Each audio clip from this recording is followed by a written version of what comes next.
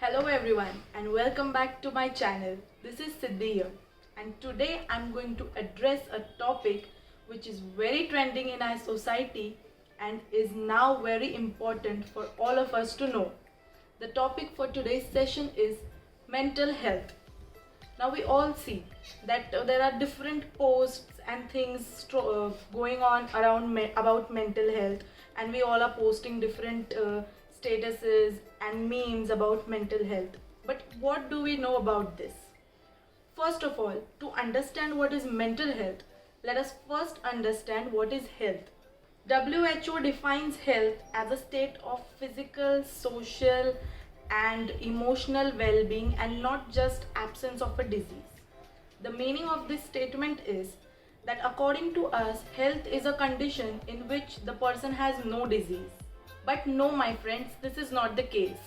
You are healthy only if you are physically, mentally, and emotionally stable and balanced.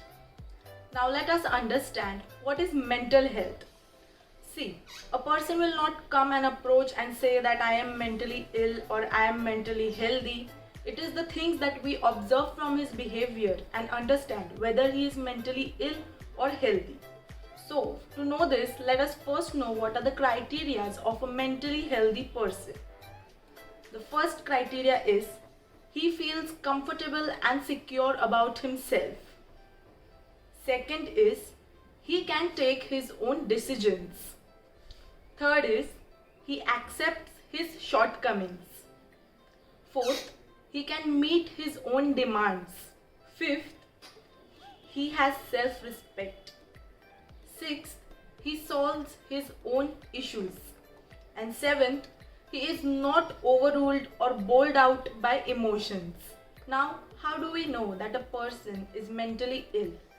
In this society that all are masking different layers with, how do we understand whether a person is happy or unhappy on his mental plane? So there are some signs which lead us to the conclusion that a person can be mentally ill, and those are, for example, the first one can be he must be insomniac. He cannot get a proper sleep. Then also he may have aches and pains without any cause. He must be worrying a lot without any cause. He is not happy with himself, does not have good relations with people in the society. He may be fearful all the time. He may have a lot of mood fluctuations, or we can say mood swings. He is constantly unhappy with whatever he is doing, and he can get really upset if his daily routine is disturbed even a little bit. So these are the things which you can observe in the behavior of people around you or people who are close to you to understand whether there is something or some cause which is leading them to a ill health. Now let us understand what are the causes which can lead to mental illness. Some of these causes are very well known to all of us. Those are like depression. Now let me tell you one thing. Depression is a lot more different than mental health. Mental healthy person is free from depression. But if you are mentally ill, the cause of that illness can be due to depression. So that is the difference. So the causes can be depression, anxiety issues, emotional stress, or you can have a feeling of rejection or a feeling of neglection. Then also your surrounding matters a lot. Who are the people whom you are living with? How are they? What are their thoughts? These things also lead to mental illness. Then other things are if you have migrated from one place to another, or wherever you are living, is that area getting urbanized?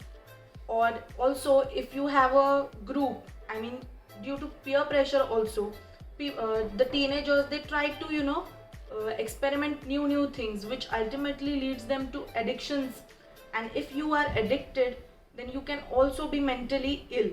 So these are all the common causes that we know which lead to a mental illness.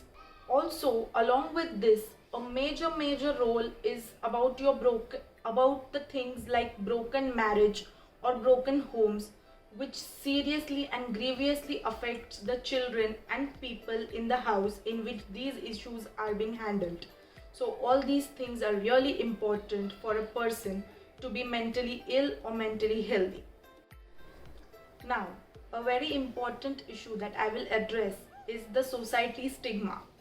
We all know stigma is something which is disgraceful for all of us regarding to a particular person or a particular condition. This is what we call as social stigma.